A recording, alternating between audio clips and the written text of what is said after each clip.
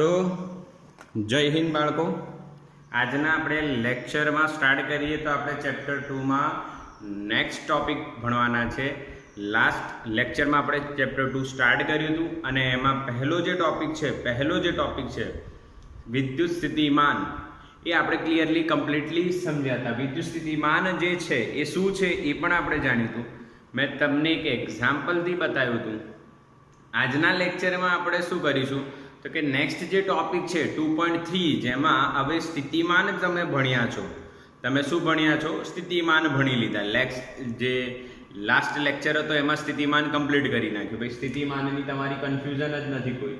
સ્થિતિમાનને v વડે લખાય, v વડે દર્શાવાય અને integration E.dr infinite two p લખું તો આ p લખાશે, બરાબર. પરંતુ સૂત્ર એક હજુ પણ બનાવ્યું તો આપણે ઇન્ફાઇનાઇટ ટુ p/q. તો આ જે બન્યું હતું એ સ્થિતિમાનનું સૂત્ર બન્યું હતું, બરાબર. ક્લિયર છે ને બેટા? હા, યસ, ક્લિયર દેખાય છે, ક્લિયરિટી છે. ઓકે, તો આ છે સ્થિતિમાનનું સૂત્ર v - ઇન્ટિગ્રેશન E.dr. બિલકુલ ક્લિયર છે, બિલકુલ ક્લિયર છે. ઓકે, હવે એવો પ્રશ્ન થાય, જો આપણે જે ચેપ્ટર જોઈ રહ્યા છે, પહેલો ચેપ્ટર જોયું એમાં પણ વિદ્યુત ભાર આવ્યું, બીજા ચેપ્ટરમાં પણ વિદ્યુત ભાર જ આવશે. હવે જે પહેલા ચેપ્ટરમાં વિદ્યુત ભારોની વાત કરી, એ વિદ્યુત ભારો અલગ અલગ હતા. જેમ કે બિંદુવત હતો, પછી ડાયપોલ હતી, પછી તંત્ર, વિદ્યુત ભારોનું તંત્ર, અને છેલ્લે નિયમિત વિતરણ. છેલ્લે શું હતું? નિયમિત વિતરણ. એટલે આ બધા વિદ્યુત ભારો અલગ અલગ પ્રકારે વિતરણ પામેલા હોય છે. તો આ બધાને કારણે સ્થિતિમાન કેટલું મળે છે, જેમ પહેલા ચેપ્ટરમાં બધાને કારણે વિદ્યુત ક્ષેત્ર કેટલું મળે છે એ જોયું હતું, એમ અત્યારે આપણે જોઈશું કે સ્થિતિમાન કેટલું મળશે એ જોઈશું. તો સ્ટેપ બાય સ્ટેપ જઈશું. બધું એક સાથે નહીં ખવાય, ધીરે ધીરે સમજીને યોગ્ય રીતના આપણે સમજીશું. તો સૌથી પહેલી વાત આપણે કરીએ તો 2.3 NCERT નો ટોપિક નંબર 2.3, બિંદુવત વિદ્યુત ભારનું વિદ્યુત ક્ષેત્ર. બિંદુવત વિદ્યુત ભારનું વિદ્યુત ક્ષેત્ર પોઈન્ટ ચાર્જ હોય, electrostatic potential of a point charge, એક બિંદુવત વિદ્યુત ભાર હોય એનું સ્થિતિમાન કેટલું આપણે એ ભણવાના છે. ઓકે, તો હવે આપણે સમજવાનો ટ્રાય કરીએ ને આને કઈ રીતના સમજાશે, કઈ રીતના આને લાવીશું, આપણે સોલ્વ કરીશું. તો સિમ્પલ વાત સમજો. બિંદુવત વિદ્યુત ભારનું વિદ્યુત ક્ષેત્ર, વિદ્યુત ક્ષેત્ર નહીં, વિદ્યુત સ્થિતિમાન. વિદ્યુત ક્ષેત્ર નહીં બેટા, વિદ્યુત ક્ષેત્ર તો આપણે પહેલા ચેપ્ટરમાં બધું ભણી ગયા છે. અત્યારે આપણે વિદ્યુત સ્થિતિમાન જોવાનું છે. તો બિંદુવત વિદ્યુત ભારનું સ્થિતિમાન કઈ રીતના મળશે, ચાલો ટ્રાય કરીએ અને સમજીએ. બિલકુલ બેઝિક. જો સૌથી પહેલા આપણે એક +q વિદ્યુત ભાર માની લઈએ, જેનું વિદ્યુત સ્થિતિમાન આપણે શોધવાનું છે. એના આસપાસના વિસ્તારમાં એ પોતાનું ક્ષેત્ર બનાવશે અને એ ક્ષેત્રને કારણે બેટા એનું શું હશે? સ્થિતિમાન હશે. હા કે ના? ક્લિયર દેખાય છે ને? એકવાર ચેક કરી લેવા દો. યસ, બિલકુલ ક્લિયર દેખાય છે તમને? હા, જો ડિંગો બોલી જ દે સાહેબ, ક્લિયર દેખાય જ છે. નહીં દેખાતું હોય તો બી બોલી દે. સરસ, ચલો. તો લાઈવ ક્લાસ બિલકુલ ક્લિયર ચાલી રહ્યો છે, રેકોર્ડિંગ બી તમને મળવાની છે આની. વિદ્યુત ભારનું વિદ્યુત સ્થિતિમાન કઈ રીતના શોધાય, તો ધ્યાન આપજો. અહીંયા આ +q છે બેટા. આ +q ને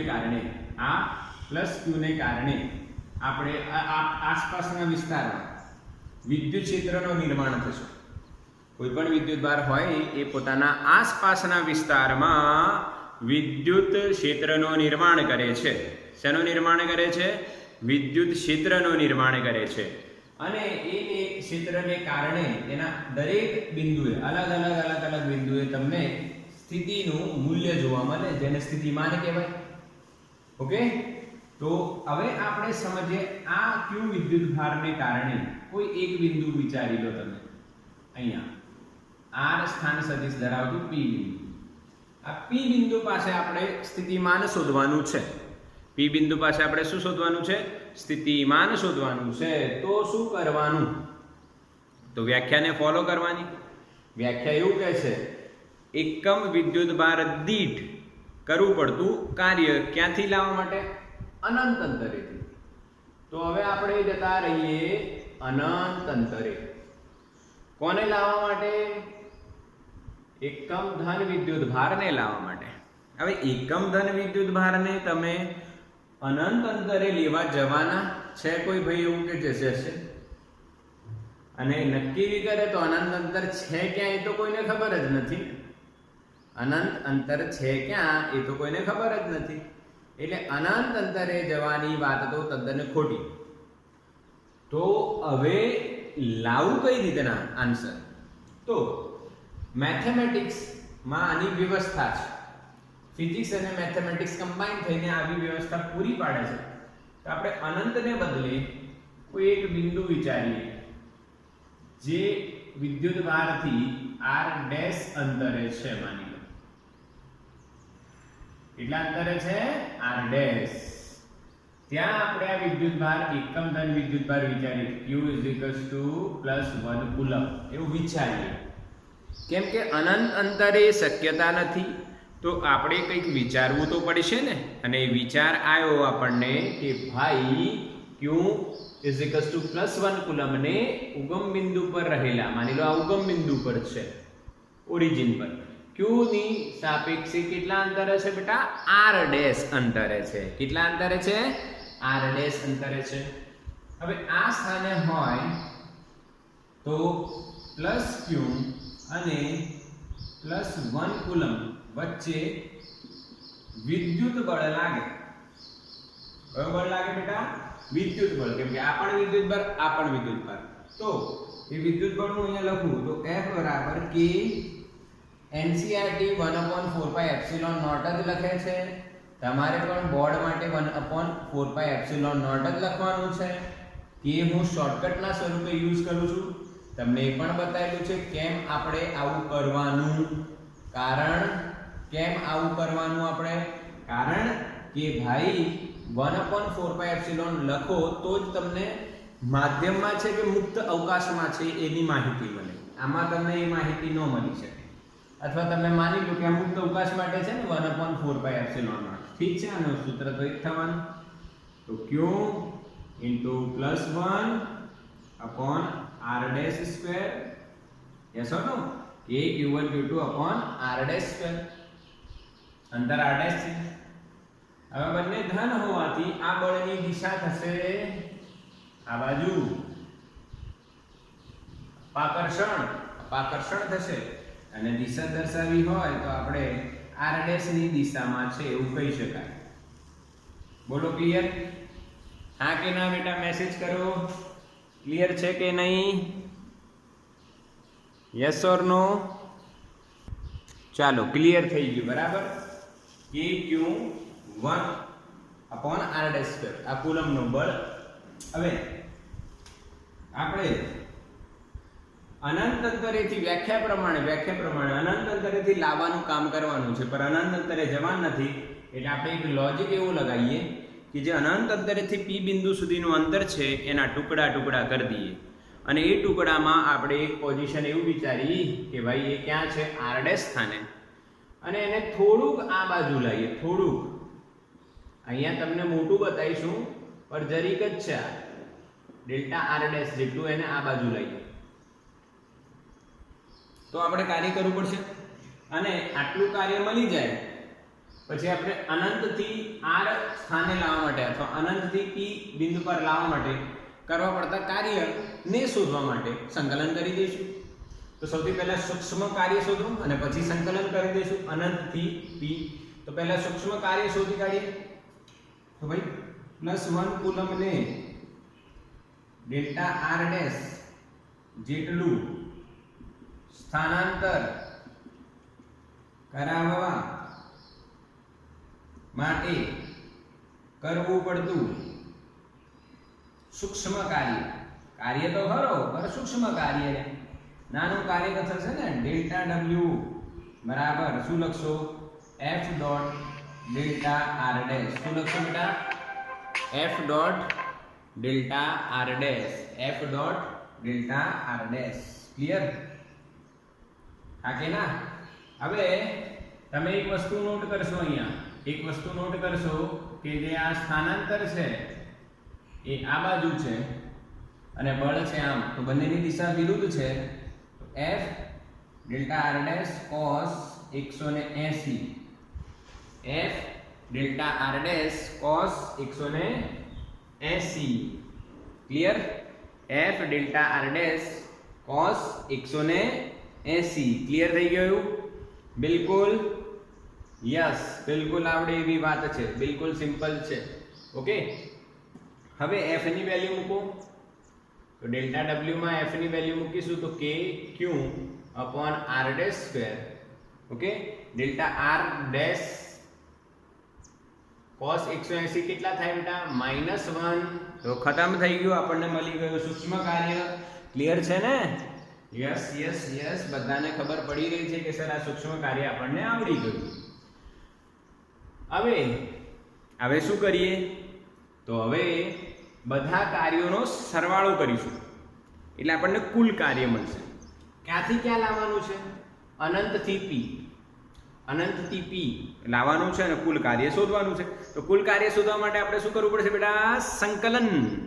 હવે સંકલન ક્યારે થાય? જ્યારે ડેલ્ટા આર ડેશ ખૂબ જ સૂક્ષ્મ થઈ જાય. ડેલ્ટા આર ડેશ ખૂબ જ સૂક્ષ્મ થઈ જાય. હા કે ના? કારણ શું આ ડેલ્ટા આર ડેશ ને ખૂબ જ સૂક્ષ્મ કરવાનું એ તમને બતાવું, સમજજો. જો બેટા તમને ખબર છે કે જેમ આર ડેશ અંતર બદલાય તેમ તેમ તેમ બળ બદલાય છે.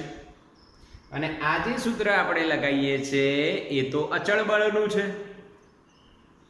મારી વાત સમજો છો ને? આ જે સૂત્ર છે કયા બળનું છે? અચળ બળનું. અને આપણે શું કરવાનું છે? અચળ બળ બનાવવા માટે આ જે અંતર છે ખૂબ જ સૂક્ષ્મ હોવું જોઈએ, નહીં તો શું થાય? બળ બદલાઈ જાય એટલે ચલ બળ થઈ જાય. એટલે આપણે લગાવ્યું અચળ બળનું સૂત્ર. તો અચળ બળના સૂત્ર પ્રમાણે તમારે ડેલ્ટા આર ડેશ ની લિમિટ લેવી પડે. લિમિટ લેવી પડે ટેન્ડ્સ ટુ 0. ખૂબ જ નાનું કરી દો એટલે ખૂબ જ નાનું હશે. અહીંયાથી અહીંયા આટલા અંતર માટે બળનો ફેરફાર સૂક્ષ્મ કહેવાય, શૂન્ય કહેવાય લગભગ. એટલે ડેલ્ટા આર ડેશ 0 કરો અને ઇન્ફાઇનાઇટ થી r સુધી સંકલન કરી નાખો. આપણને કુલ કાર્ય મળશે w ધ્યાન આપજો, integration infinite to r minus k q upon r dash square. ડેલ્ટાની જગ્યાએ શું થઈ જશે બેટા? dr dash. ડેલ્ટા એટલે ફેરફાર, પણ ડેલ્ટા અગર જો બહુ જ નાનું હોય, શૂન્યની નજીક હોય, તો મેથેમેટિક્સમાં આપણે એને ડેલ્ટા નથી લખતા, એને dr ડેશ લખીશું. હવે આનું સંકલન કરી નાખીએ તો -kq અચળ. ચલો 1/r square, 1/r dash square, એનું સંકલન શું થાય બેટા? બોલો બોલો. તો તમને ખબર છે -1/r dash infinite to r. કેમ? Yes yes, right answer. 1/r square નું સંકલન તમે કરશો તો શું થશે? તો પાવર રૂલ લગાવીશું તો r ની -2 dr થશે અને r ની -2 પ્લસ 1 એક ઘાત વધશે અને એ જ ઘાત છેદમાં આવશે. અને આને સોલ્વ કરીએ તો આ -1 અને આ 1 r ની -1 તો નીચે લખીશું તો -1/r. આ સંકલન મેં તમને શીખવાડ્યું કે આ રીતના સંકલન થશે. બોલો આવડ્યું કે નહીં? હા કે ના? ક્લિયર છે ને? બિલકુલ બિલકુલ ક્લિયર, બિલકુલ ક્લિયર. હવે લિમિટ મૂકી નાખીએ. લિમિટ મૂકી તો લિમિટ મૂકવાના બે પ્રકાર છે. લિમિટ મૂકવાના કેટલા પ્રકાર છે? બે પ્રકાર છે. પહેલો પ્રકાર છે કે ભાઈ તમે માઇનસને કોમન કાઢી લો. માઇનસ કોમન કાઢી લેશો તો પણ મળી જશે અને ન કાઢો તો પણ મળી જશે. તો પહેલા માઇનસને કોમન કાઢી લઈએ તો અહીંયા શું લખાઈશું કે kq અને લિમિટ મૂકીશું તો 1/r - 1/∞. સમજ્યા? અને જો તમે માઇનસ કોમન ના કાઢતા તો પહેલા -1/∞ પ્લસ 1/r. એવું સોરી જો તમે માઇનસ કોમન ન કાઢતા તો -1/r માઇનસ પ્લસ 1/∞ આગળ માઇનસ રહેતું તો -1/r બચતું. then જવાબ એનો એ જ આવતો, પ્લસ ને પ્લસ જ. એકવાર બતાવી દો અહીંયા, જો તમે માઇનસ કોમન ના કાઢો તો શું બને? -1/r minus plus 1/∞. પહેલી લિમિટ અપર લિમિટ, પછી માઇનસ કરીને એટલે માઇનસ પ્લસ થઈ જશે એટલે 1/∞. આ બંનેનો આન્સર સરખો આવશે. જો aq/r, આનું પણ માઇનસ પ્લસ, આ તો 0 ને, 1/∞ શું થઈ જશે? 0 થઈ જશે. શું થઈ જશે? 0 થઈ જશે. એટલે આ જ છે બેટા, આ જ કાર્યને આપણે સ્થિતિમાન કહીશું, બિંદુવત વિદ્યુતભારનું. આ જ કાર્યને આપણે શું કહીશું બેટા? સ્થિતિમાન કહીશું. કોનું? બિંદુવત વિદ્યુતભારનું. બોલો, ખબર પડી? હા કે ના? સ્ક્રીનશોટ લો ફટાફટ, સ્ક્રીનશોટ લો બેટા. ખબર પડી ગઈ? બિલકુલ સિમ્પલ વાત છે, સિમ્પલ વાત છે. ક્લિયર દેખાય છે? ક્લિયરલી દેખાઈ રહ્યું છે. ઓકે, ચલો સરસ. હવે ટ્રીક ખબર પડી ગઈ ને? થિયરીનો કન્સેપ્ટ ખબર પડી ગયો. બોર્ડ માટે તમે આ થિયરી 2 માર્કમાં લખશો. કેટલા માર્કમાં લખશો? 2 માર્કમાં લખશો. ટ્રીક ખબર પડવી જોઈએ, કન્સેપ્ટ ખબર પડવું જોઈએ, કઈ રીતના આવે છે એ ખબર પડવી જોઈએ. પછી જી નીટ અને એમસીક્યુ દાખલા માટે આ સૂત્ર તમારે યાદ રાખવું જોઈએ. kq/r, kq/r. હવે અહીંયા તમે જુઓ તો તમે એવું કહી શકો છો કે v એ q ના સમપ્રમાણમાં અને v એ અંતરના વર્ગના વ્યસ્ત પ્રમાણમાંની જગ્યાએ શું આવ્યું? વ્યસ્ત પ્રમાણ. શું આવ્યું બેટા? વ્યસ્ત પ્રમાણ. એના પહેલા તમે જ્યારે ભણતા હતા ત્યારે અંતરના વર્ગના વ્યસ્ત પ્રમાણમાં એવું વિદ્યુત ક્ષેત્ર આવતું. યસ. તો અહીંયા આપણે એક સાથે એક વસ્તુ સમજીશું, ધ્યાન આપજો, કેમ કે બધું ભેગું ન થઈ જાય. બિંદુવત વિદ્યુત ભાર આવ્યો તો બળ તમને ખબર હોવી જોઈએ. બળનું સૂત્ર શું લખતા હતા? kq1 q2/r², જે પ્રોપોર્શનલ ટુ 1/r² હોય. વિદ્યુત ક્ષેત્ર ભણ્યા છીએ બેટા, વિદ્યુત ક્ષેત્ર E બરાબર kq/r², જે બી પ્રોપોર્શનલ ટુ 1/r² કહેવાય. હવે વિદ્યુત સ્થિતિમાન આયા V kq/r, તો જે પ્રોપોર્શનલ ટુ શું આવશે? 1/r. આ વાતને આપણે ક્લિયર યાદ રાખવી બેટા. આ સૂત્રો યાદ હશે એટલે આ વાત તો યાદ જ રહેવાની ને. જો આપણને સૂત્રો યાદ છે, તો આમાં કોઈ મોટા લોજિકની જરૂર નથી, સિમ્પલ યાદ જ રહેશે. હા, આપણે એક આલેખ બનાવી દઈએ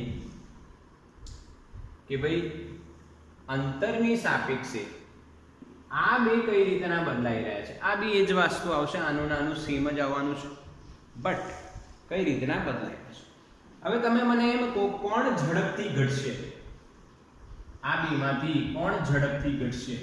બોલો, આ બેમાંથી કોણ ઝડપથી ઘટશે? માની લો આને મેં પહેલો નંબર આપ્યો અને આને ચલો બીજો નંબર આપ્યો અને ત્રીજો. તમારે મેસેજ કરવાનો છે કયો પહેલે ઝડપથી ઘટશે, બીજો નંબર કે ત્રીજો નંબર? આ પહેલો નંબર છે.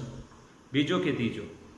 પહેલો ઝડપથી ઘટશે કે બીજો ઝડપથી ઘટશે? Yes, right answer. આ ઝડપથી ઘટશે. યસ, ઝડપથી ઘટશે. કેમ કે આમાં 1/r² છે. શું છે? 1/r² છે. તો આનો આલેખ આપણે બનાવવા જોઈએ તો ધ્યાનથી સમજો. આમ ઉતરશે.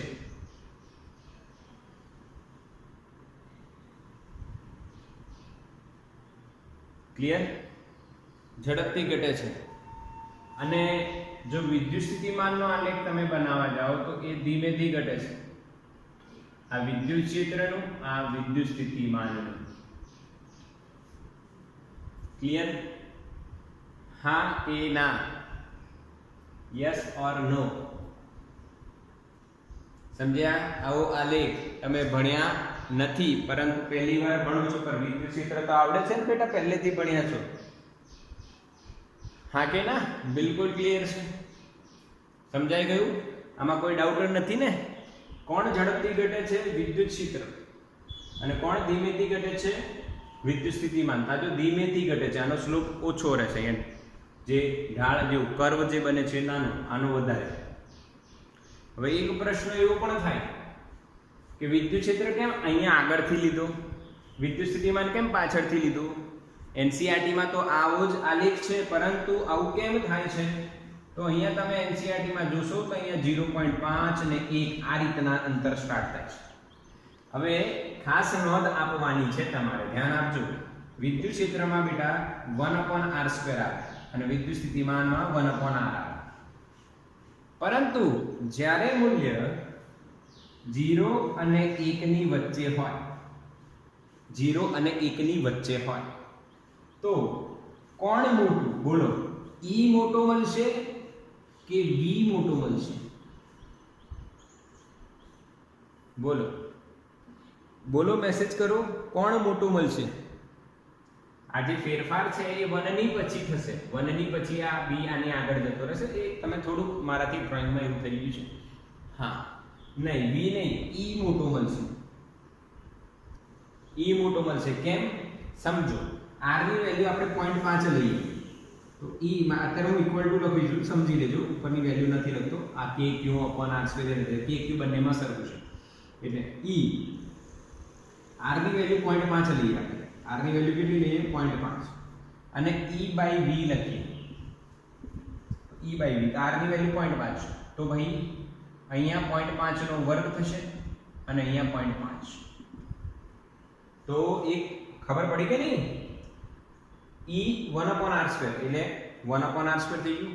V 1/r એટલે છેદમાં છે તો અહીંયા અંશમાં r લખાશે. હા કે ના? યસ ઓર નો? અહીંયા r અને અહીંયા શું આવશે? r² ગયું તો 1/r આવ્યું. 1/r એટલે 1/0.5. 1/0.5 એટલે sorry 2. Yes or no? Yes or no? Yes 2. એનો મતલબ E/V બરાબર 2 મળે છે તો E બરાબર શું થયું? 2V. 2V. કોણ મોટું મળશે? E મોટું મળ્યું કે V મોટું મળ્યું? E મોટું મળશે. 0 અને 1 ની વચ્ચે. અને જેમ હવે વેલ્યુ 1 ની ઉપર જશે, 1 ની ઉપર જાય, ધ્યાન આપજો. માની લો અહીંયા વેલ્યુ 1 ની r ની વેલ્યુ 1 ની ઉપર ગઈ, માની લો 2 થઈ તો 1/2 એટલે 0.5 એટલે E બરાબર 0.5V. E બરાબર 0.5V એટલે V બરાબર 2E થાય એટલે V મોટો થઈ જાય. એટલે 1 ની નીચે રહે, 1 ની નીચે રહે. આપણે એક અહીંયા દર્શાવવું જોઈએ, આની નજીક 1 ની નીચે રહે અને અહીંયા 0.5. 1 ની નીચે રહે તો કોણ મોટો રહે છે? E. અને 1 ની ઉપર જાય વેલ્યુ, r ની વેલ્યુ 1 ની ઉપર જાય તો કોણ મોટો રહેશે? V. બોલો ડન. સ્ક્રીનશોટ લો બેટા ફટાફટ. અહીંયા આપણું બિંદુવત વિદ્યુતભારનો કન્સેપ્ટ ક્લિયર બિલકુલ. તો બેટા એક ઉદાહરણનો દાખલો છે આપણે NCERT માં 2.1 2.1.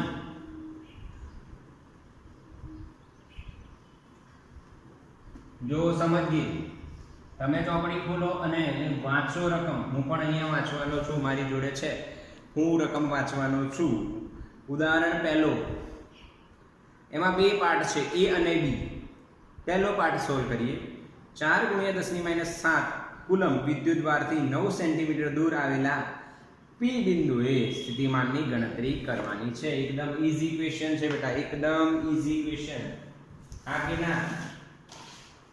બિલકુલ ઈઝી. વિદ્યુત સ્થિતિમાનની ગણતરી કરવાની છે. બિંદુવત વિદ્યુતભાર આપ્યો છે અને એ બિંદુવત વિદ્યુતભાર એટલો આપ્યો છે, એ આપ્યો છે 4 × 10⁻7 કુલમ. એનાથી r અંતરે P બિંદુ પાસે r અંતર કેટલું આપ્યું છે આપણને? 9 સેન્ટીમીટર. 9 સેન્ટીમીટર. અહીંયા વિદ્યુત સ્થિતિમાન શોધવાનું છે તો P પાસે વિદ્યુત સ્થિતિમાન શું લખાશે?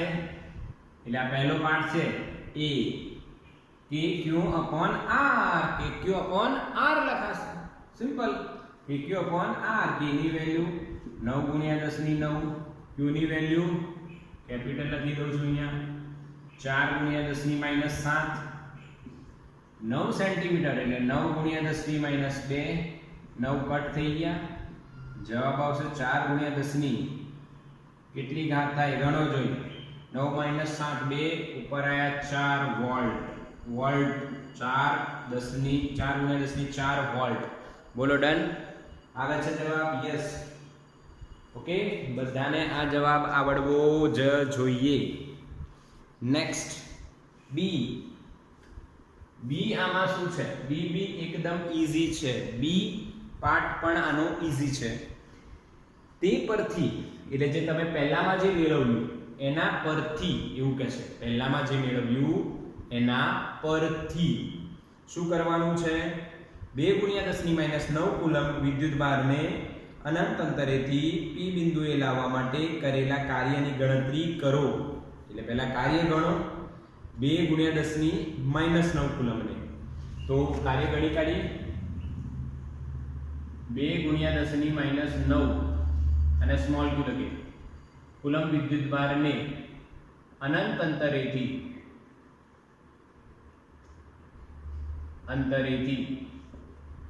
લાવવા કરવું પડતું કાર્ય W શું થાય બેટા? Q into P Vp, sorry Q into Vp ભણ્યા છે ને આપણે. કાર્ય એટલે શું? Q into V. તો બેટા Q ની વેલ્યુ છે 2 ગુણ્યા 10 ની -9, V ની વેલ્યુ છે 4 ગુણ્યા 10 ની 4 એટલે 4 દુ 8 ગુણ્યા 10 ની -5 જૂલ. આ થશે આપણું કાર્ય. W 8 ગુણ્યા 10 ની -5 જૂલ. આપણે કાર્ય શોધી કાઢ્યું, પણ એમને બીજો બી પ્રશ્ન કંઈક પૂછ્યો છે. જો શું જવાબ વિદ્યુતભારને જે માર્ગે લાવવામાં આવે છે તેના પર આધારિત છે? ના, એવું નથી. અહીંયા જે કાર્ય છે, ના, કાર્ય એ માર્ગથી સ્વતંત્ર છે.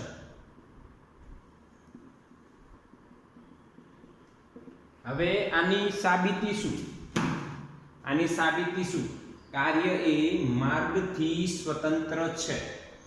ઓકે, તો આની સાબિતી સમજીએ છે. બાકી આટલું તમને ક્લિયર થઈ ગયું. આનો સ્ક્રીનશોટ લઈ લો, હું તમને આની સાબિતી આપું. કાર્ય એ માર્ગથી સ્વતંત્ર છે, એની આપણે સાબિતી લઈશું બેટા. થઈ ગયું? Screenshot done? યસ ઓર નો? ચલો ચલો ચલો, હું હટી જાઉં, હે ને? યસ, હવે લઈ લો ફટાફટ. ઓકે, કાર્ય એ માર્ગથી સ્વતંત્ર છે. ઓ, એ કઈ રીતના? એનો મતલબ શું?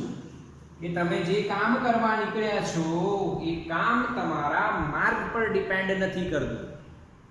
એટલે એની વસ્તુ સમજો, આ વસ્તુ સમજો કે કાર્ય એ માર્ગ પર આધારિત નથી. અહીંયાથી તમે એક મોટિવેશન લઈ શકો છો કે તમે કેટલું કાર્ય કરશો અને તમારું કાર્ય વધશે કે ઘટશે, ઘટવું ન જોઈએ એવું બધા કે. પણ જ્યારે માર્ગમાં અડચણો આવે છે ત્યારે આપણા કાર્ય પર અસર થાય છે. ઘણા લોકો, લગભગ 90 થી 95% લોકો હાર માની લે છે. 90% લોકો હાર માની લે છે. કેમ કે માર્ગમાં શું આવી છે? અડચણો, અને કાર્ય એને કાર્ય બદલાઈ જાય છે અડચણો જોઈને. પરંતુ ફિઝિક્સ આપણને શીખવાડે છે, અહીંયા તમે જોશો કે વિદ્યુતભારને એક સ્થાનેથી બીજા સ્થાને લઈ જવા માટે જે કાર્ય છે એ કાર્ય માર્ગ પર આધાર રાખતું નથી.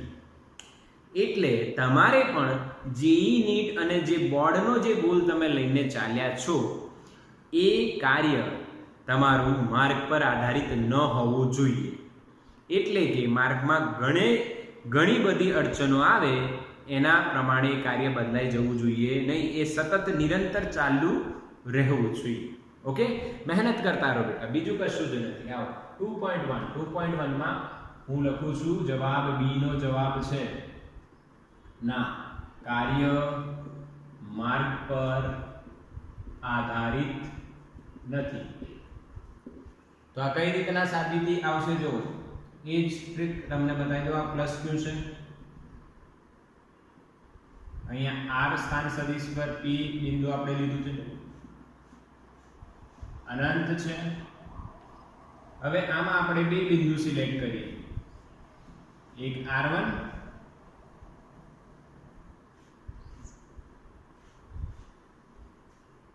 અને બીજું અહીંયા 1 અને 2, આને કહી દઉં હું r2. એટલે આપણે એકમ ધન કોઈ બી ક્યુ વિદ્યુત ભારને 1 થી 2 લઈ રહ્યા છે. એટલે કાર્ય W = -q ઇન્ટિગ્રેશન E.dr આવું લખતા હતા આપણે. યસ ઓર નો? હા. હવે આપણે ક્યાંથી ક્યાં લઈ રહ્યા છે? r1 થી r2. -q બિંદુવત વિદ્યુતભારનું વિદ્યુત ક્ષેત્ર kq/r2 kq/r2 dr. આ પ્લસ એનું ક્ષેત્ર બહાર અને dr આમ એટલે માઈનસ. એની ચર્ચામાં હું એન્ટ્રી નથી કરાવતો તમારી, પ્લસ છે કે માઈનસ છે. Okay, it is okay plus હોય કે માઈનસ હોય, આપણો ચર્ચા એ છે.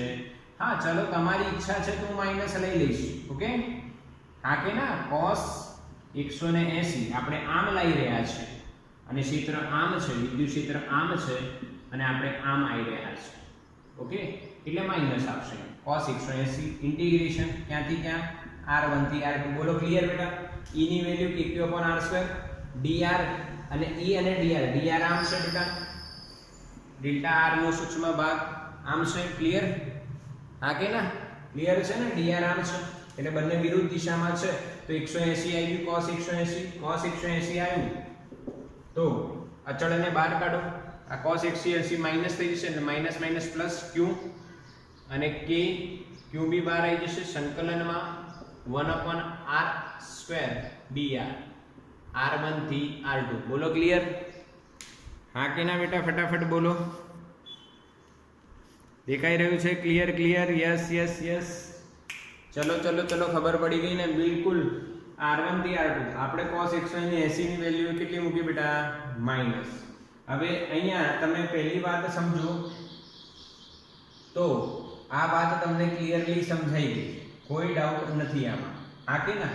અથવા તમે આને f.dr કર સ્વરૂપે પણ લઈ શકો છો. એ જ આપણે જઈએ તો ફરી શું થશે? આ માઈનસ પ્લસ ની જંજાળ જે છે એનાથી દૂર થઈ જશે. બિલકુલ સિમ્પલ.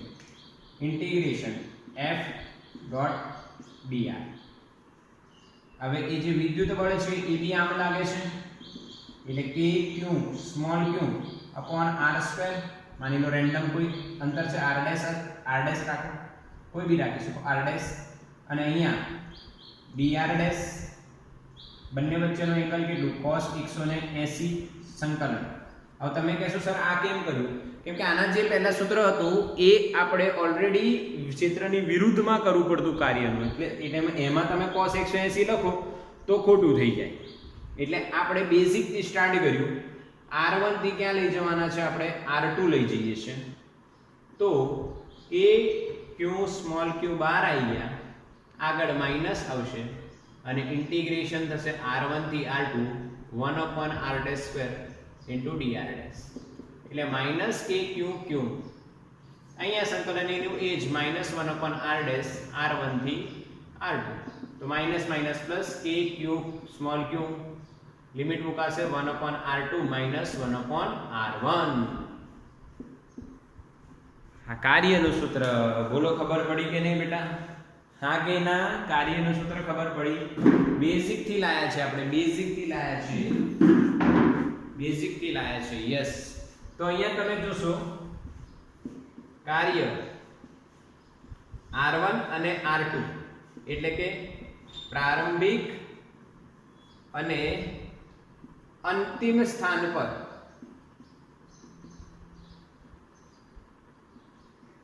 આધાર રાખે છે. પ્રારંભિક અને અંતિમ સ્થાન પર આધાર રાખે છે. r1 માર્ગ પર આધાર નથી રાખતો.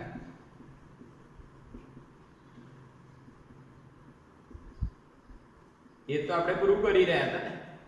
જો માર્ક પર આધાર રાખે તો તમે જો આમ લઈને આવતા ને તો પણ તમારે r1 થી r2 જ લિમિટ મૂકવાની રહે ને, કે તમે પછી આને આમ ગમે તેમ ફેરવીને આમ લાવતા તો પણ તમારે લિમિટ તો કઈ મૂકવાની, r1 અને r2 જ મૂકવાની હતી. બોલો હા કે ના બેટા, સમજણ પડી? યસ ઓર નો? હા, એટલે કાર્ય શેના પર આધારિત નથી? માર્ક પર આધારિત નથી. સ્ક્રીનશોટ લો બેટા ફટાફટ.